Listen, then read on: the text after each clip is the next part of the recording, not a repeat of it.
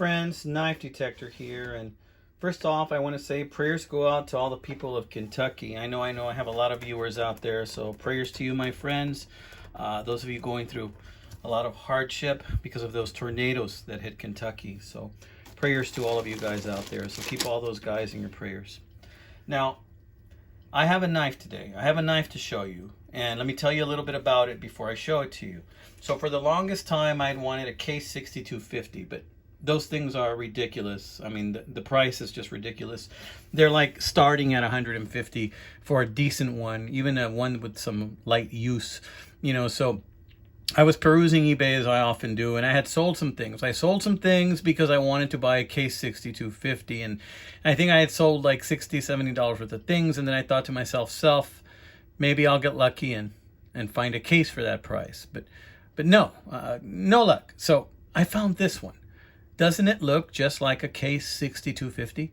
It's got very, very similar jigging, but this is not a case 6250. This is a Kentucky Bicentennial limited issue, 1 of 1,000. And I got this knife for, I believe it was $78, including shipping.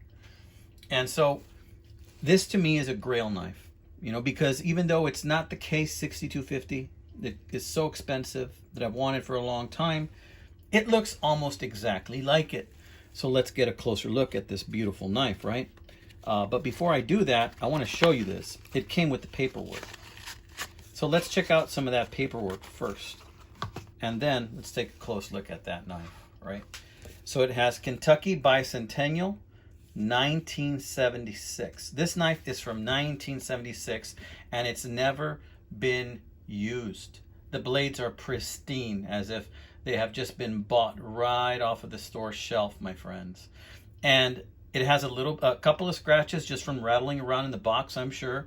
And then there's some rub marks on the blades from when people open it and close it. But honestly, this knife is untouched.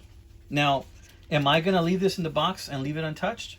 No, my friends. I'm going to touch this knife all over. I'm going to molest this knife, my friends. I'm going to carry it in my pocket. I'm going to have my hands all over it. And I'm going to really enjoy this knife, my friends. But let's read what it says right here. To the owner of this knife, you who prize the finer and more unusual, have the second in a series of 3 knives. Each knife in this series is a truly unique example of the cutler's art. Your knife has been handcrafted as one of a limited production of not more than 1,000 custom originals. It is individually numbered. Blades are forged from 440 stainless and will retain the mint condition look that your knife has now. Well, we'll see about that, right? Additional knives in this series will be available at approximate 6 months intervals. Remember, this is back in 1976, my friends.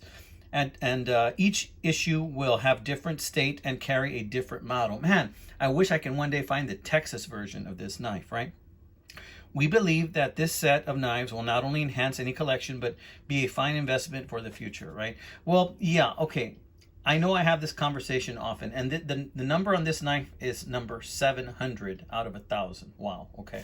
So I know I've had the conversation often where I have told you that I really don't have room to collect boxes. Look at that. Stuart A. Taylor, President Taylor Cutlery. And it even has that P.O. box in case you want to mail this in for the warranty information, which obviously was never mailed in. I wonder if I mailed it in, if it would still be good, right? Anyway, so the thing is that I'm going to use this bad boy. I'm going to handle it. I'm going to use it. I'm going to use it to cut all sorts of things.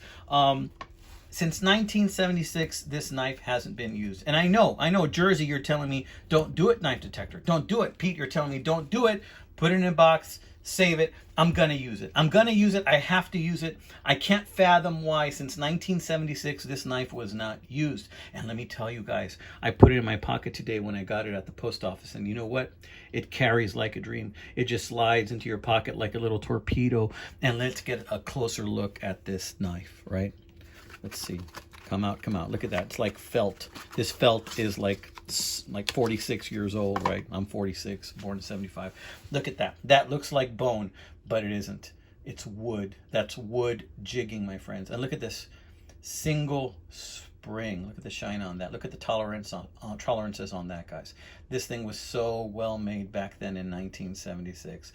Look at that. And look at that. Kentucky. Kentucky. 0700.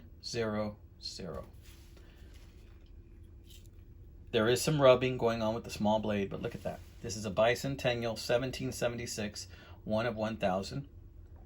Kentucky Pioneers. High stainless steel, Japan. This is Japanese steel, my friends. Let's listen to that snap open. Look at that. Solid, my friends. Let's listen to that snap close. Half stop. Very nice. Let's open the little one. By the way, I cut myself a little bit when I opened the little one for the first time because this little one is just so darn sharp. Look at that. Solid, right? Taylor Cutlery. Kingsport, Tennessee. Nothing on that side. Look at that. These blades have never been used for cutting, my friends. I'm going to rectify that, and I will be using this knife. I will be using this knife, and I will be enjoying it, and it is pretty light. I think the wood handles kind of make it a little bit lighter. I think these are nickel silver bolsters with brass liners. Very, very beautiful knife. Let's take a look at the main blade again. Look at that. Very sweet. How long is this in the closed position? I think this is 4 1/4 if I'm not mistaken. Let's see. Yeah, it's about 4 1/4 in the closed position. We're talking about a very cool knife. So I wanted to show you this one, my friends. I wanted to show you this one because this to me is a grail knife. Also wanted to thank all of my new subscribers. Thank you so much, my friends. Thank you so much for subscribing to my channel. I am very close to hitting 1,000, and I hope to do that knife before Christmas video giveaway very soon. I think right now I'm like at 1,994, something like that. Who knows? By the time you see this video on Friday, it may be 1,000. I don't know. But you know how it is on YouTube. Sometimes you gain a few subscribers, sometimes you lose a few. They hear you say something they're not too happy with, so they drop you like a toilet seat, my friends. In any case, this has been another episode of The Knife Detector. I hope you all have had a wonderful week. The weekend is so close, I can smell it. I can smell it. And it's starting to smell a lot like Christmas, my friends. Y'all take care.